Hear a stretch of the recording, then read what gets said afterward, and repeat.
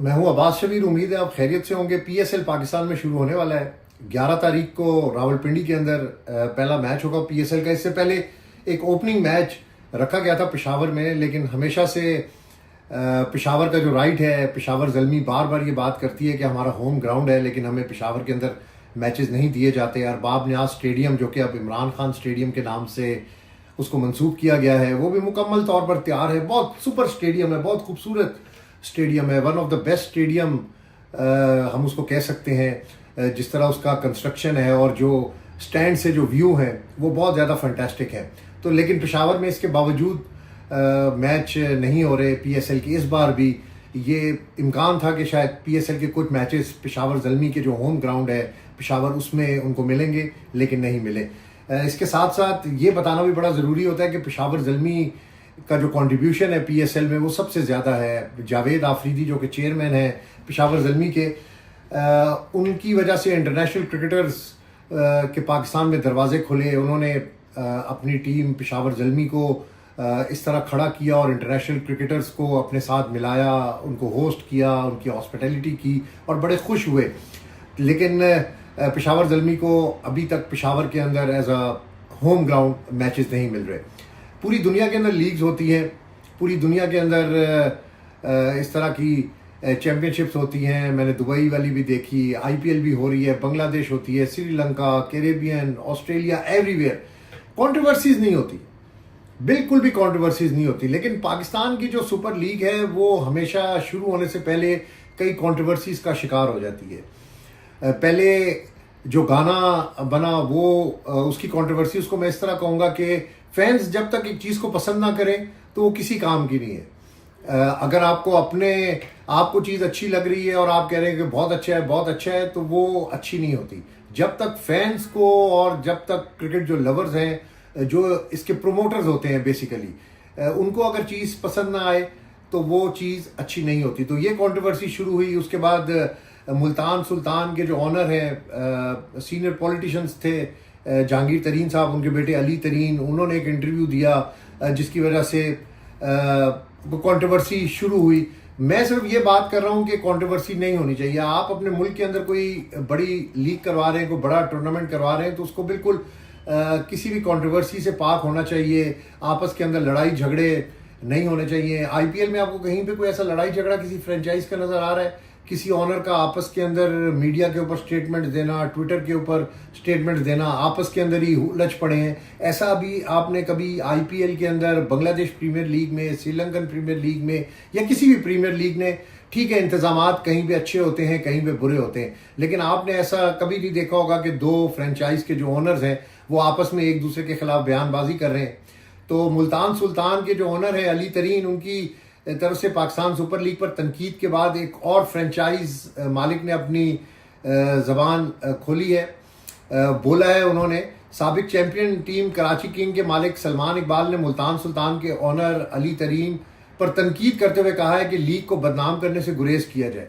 आप देखें कि अब कराची किंग्स जो है वो पुरानी फ्रेंचाइज है, जब से सुपर लीग शुरू हुई है। मुल्तान सुल्तान बाद के अंदर इंडक्ट हुई है, लेकिन सलमान इकबाल साहब की तरफ से बड़ा ज़बरदस्त मैं समझता हूँ कि ये मैसेज है कि अपनी जो लीग अगर आप अपने मुल्क के अंदर करवा रहे हैं तो उस पर तनकीद ना करें। और उस वक्त तनकीद ना करें जब ये स्टार्ट होने जा रही है, जब एक मेला सजने जा रहा है, जब एक फेस्टिवल पाकिस्तान के अंदर क्रिकेट का शुरू होने जा रहा है, और आप उसको तनकीद करके उसमें ऐसी वैसी चीज़ें निकाल कर तो आप उसको ख़राब कर रहे हैं। इससे क्या हो रहा है कि इससे पूरी दुनिया के अंदर जो पाकिस्तान सुपर लीग का तासुर है वो बहुत गलत जा रहा है।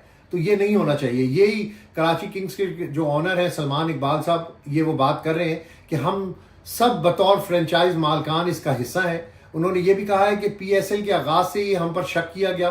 भारत के कुछ टीवी चैनल से तनकीद का सामना रहा, लेकिन सबसे ज्यादा दुख तब होता है जब हमारा एक ही साथी टीम का मालिक लीग का मजाक उड़ाता हो और तौहीन करता हो। देखिए, सलमान इकबाल साहब का अपना टीवी चैनल भी है, ARY न्यूज़, और सलमान इकबाल साहब की काफ़ी नज़र है क्रिकेट के ऊपर भी।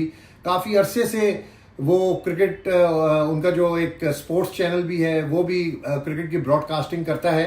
तो उन्होंने बड़ी अच्छी बात की है कि अपने मुल्क की लीग का मजाक उड़ाना और उसकी तौहीन, ये बिल्कुल अच्छी बात नहीं है।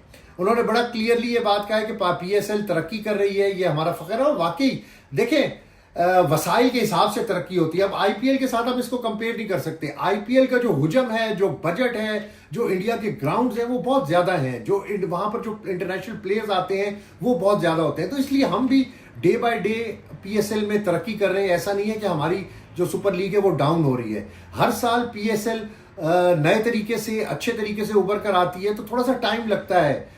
जब आपके पास वसाइल की कमी हो, आपके पास टोटल 6 टीमें हैं, यहाँ पर 30 मैच होते हैं, आईपीएल के अंदर मोर देन 60 मैचेस होते हैं। तो आप कंपैरिजन देख लें, वहां पर आईपीएल के अंदर जो प्लेयर्स मनी ले रहे हैं, जो पैसे ले रहे हैं, उसका कंपेयर आप पाकिस्तान से करें तो पाकिस्तान की पूरी सुपर लीग आप की जो रकम है वो एक तरफ कर लें, और आप आईपीएल की टीम के खिलाड़ियों, एक टीम के खिलाड़ियों की पूरी जो उनकी जो कीमत है वो आप एक तरफ कर ले, तो आपको पता चल जाएगा कितना बड़ा कंपैरिजन है।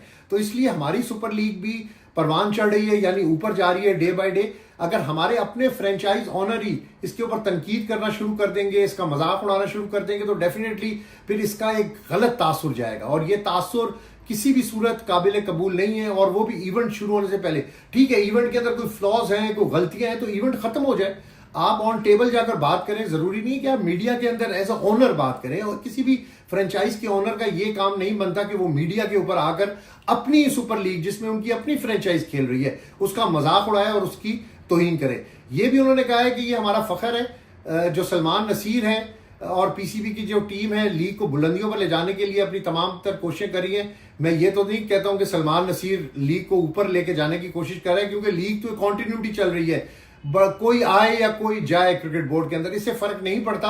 ये लीगें जो है वो चलती रहेंगी। और सलमान नसीर के हवाले से मैं कोई इतना कोई पॉजिटिव नहीं हूं कि वो कोई अच्छा काम कर रहे होंगे। वो बस वो नौकरी कर रहे हैं अभी। पहले वो क्रिकेट बोर्ड के अंदर थे और उन्होंने वहां पर जो किया वो पूरी दुनिया के सामने है, और अब वो सुपर लीग को हेड कर रहे हैं। तो देखते हैं कि इस बार जो सुपर लीग को हेड कर रहे हैं, अब देखें ना, वो हेड कर रहे हैं और साथ ही मालकान की तरफ से भी बातें शुरू हो गई हैं। तो ये हेडिंग है, ये हेड है, और ठीक है, देखते हैं आगे क्या होता है। ये भी उन्होंने कहा कि मनफी बातों और तनकीद की बजाय हमें बतौर टीम मालकान उनकी हिमायत करनी चाहिए। वो कह रहे हैं कि जी बिल्कुल हिमायत करनी चाहिए। अब इस वक्त मैं कहता हूँ कि हिमायत करनी चाहिए। इस वक्त आपको बीच में से गलतियां, कोताहियां और बीच में से जो होते हैं ना, ऐसी नुक्ताचीनी नहीं करनी चाहिए जिससे हमारी अपनी क्रिकेट बदनाम हो, हमारी अपनी पीएसएल बदनाम हो। मैं इस बात से इत्तेफाक करता हूं कि ये वक्त नहीं है, this is not the proper time कि पीएसएल आपकी शुरू होने वाली है और आप इस किस्म की तनकीदें कर रहे हैं। 2 दिन पहले एक इंटरव्यू दिया था मुल्तान सुल्तान के मालिक अली तरीन ने, और उसने बोर्ड के फ्रेंचाइज के रेंटल मॉडल पर शदीद तनकीद का निशाना बनाया था, क्योंकि वो बिजनेसमैन है, तो इसलिए वो भी देखते हैं कि क्या नफा हो रहा है, क्या नुकसान हो रहा है। लेकिन मैं समझता हूं कि इस मौके के ऊपर इनको बिल्कुल तनकीद नहीं करनी चाहिए, और पीएसएल को सपोर्ट करनी चाहिए, तमाम प्लेयर्स को भी, हमारे फैंस को भी, हमारे मीडिया को भी, और हमारे ओनर्स को भी। अगर ओनर्स आपस के अंदर लड़ना शुरू कर देंगे तो फिर फैंस का क्या हाल होगा।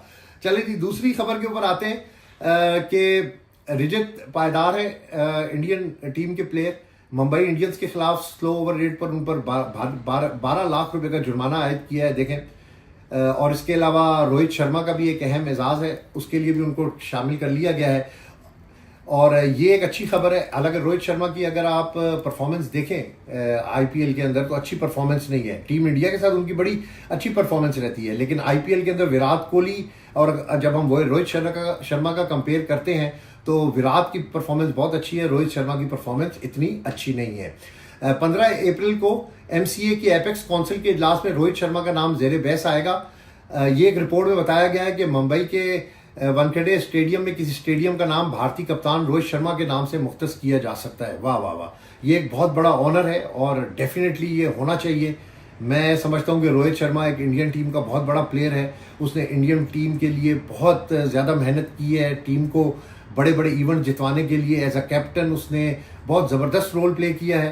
तो बिल्कुल अगर उसका नाम किसी स्टेडियम के साथ मंसूब किया जाता है तो बहुत ज़बरदस्त बात है और उसको अप्रिशिएट करना चाहिए, और इसको एक एग्जाम्पल के तौर पर लेना चाहिए कि बाकी और मुल्कों में भी जो क्रिकेटर्स हैं, जो लेजेंड्स हैं, उनके नाम से स्टैंड्स तो मंसूब किए गए हैं, लेकिन क्रिकेट स्टेडियम भी मंसूब करना, जिस तरह इमरान खान स्टेडियम जो अरबाब नाज स्टेडियम था पेशावर में, उसको इमरान खान स्टेडियम का नाम रखा गया है। ये मैं समझता हूं कि अच्छी बात है कि लेजेंड के नाम से अगर आपके क्रिकेट स्टेडियम होंगे और जब वो हाईलाइट होंगे तो आपके अपने मुल्क का लेजेंड, आपका अपना मुल्क वो हाईलाइट होगा पूरी दुनिया के अंदर। तो ये बहुत अच्छा इकदाम है। इस रिपोर्ट में ये भी कहा गया है कि एमसीए को उसके क्लब में इमरान की जानिब से साबिक सदर और भारतीय कप्तान अजीब वाडेकर पूरी उन्होंने डिटेल दी है कि मौजूदा कप्तान रोहित शर्मा के नाम पर स्टैंड मुख्तस करने या स्टेडियम के बाहर मौजूद जगहों के नाम से इस नामों पर रखने की दरख्वास्तें और तजावीज़ मौसूल हुई है। इसका हतमी फैसला जो है वो नेक्स्ट वीक के लिए मौखर किया गया और नेक्स्ट वीक में ये फैसला कर लिया जाएगा। तो मैं समझता हूँ कि बहुत अच्छा इकदाम है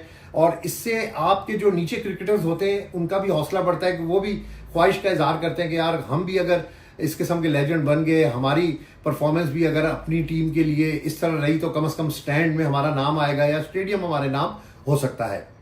अच्छा जी, अब फैसलाबाद क्रिकेट स्टेडियम की मैं जरा एंड के अंदर बात करता हुआ जाऊंगा। फैसलाबाद के अंदर भी बड़े इंटरनेशनल मैचेस हुए हैं और मैंने वो मैचेस कवर भी किए हुए हैं। फैसलाबाद एक अच्छा ग्राउंड है। T20 लीग, ये जो हमारी डोमेस्टिक लीग्स होती हैं वो ज़्यादा फैसलाबाद के हिस्से के अंदर आती हैं। तो एक रिपोर्ट में ये कहा गया है कि फैसलाबाद में इंटरनेशनल क्रिकेट की जो एक्टिविटीज़ हैं उनकी बहाली का एक जो इम्कान है वो पैदा हो गया है, यानी इंटरनेशनल क्रिकेट के लिए। एक रिपोर्ट में जो बताया गया है कि आखिरी बार इंटरनेशनल मैच की मेज़बानी करने वाले इकबाल स्टेडियम फैसलाबाद को एक मरतबा फिर वेन्यू बनाने पर गौर शुरू किया गया है। बांग्लादेश के खिलाफ जो T20 मैचेस की सीरीज़ है, जो पहले वनडे भी जिसमें शामिल थे लेकिन सिर्फ उसको T20 तक महदूद कर दिया गया, वो फैसलाबाद के इकबाल स्टेडियम में करवाने की तजवीज़ पेश की गई है, जब बकिया 3 मैचेस कदाफी स्टेडियम में रखे जाने का इम्कान है। ये भी उन्होंने उनकी तरफ से कहा गया है कि फैसलाबाद के अंदर बांग्लादेश के मैचेस को उसका इनेकाद किया जाएगा और बांग्लादेश की टीम को लाहौर से फैसलाबाद ट्रैवल करवाया जाएगा ताकि T20 मैचेस वहां पर हो सके। और फैसलाबाद का जो क्राउड है वो बड़ा क्रिकेट लवर क्राउड है और वहां पर भी हमेशा मैचेस के अंदर T20 जो नेशनल मैचेस होते हैं उसमें भी जो हाउस होता है वो फिल होता है। तो अगर इंटरनेशनल मैचेस होंगे तो वहां पर जो फैंस हैं उनकी हौसला अफजाई होगी और उनको एक अच्छी क्रिकेट देखने को मिलेगी। इससे पहले दौरा बांग्लादेश के हवाले से पीसीबी से बातचीत जारी है और मुजव्जा जो शेड्यूल है उसके तहत मैचेस 25, 27 और 30 मई, 1 और 3 जून को खेलने की तजवीज़ रखी गई है। सख्त गर्मी होगी पाकिस्तान के अंदर, बहुत हॉट वेदर होगा।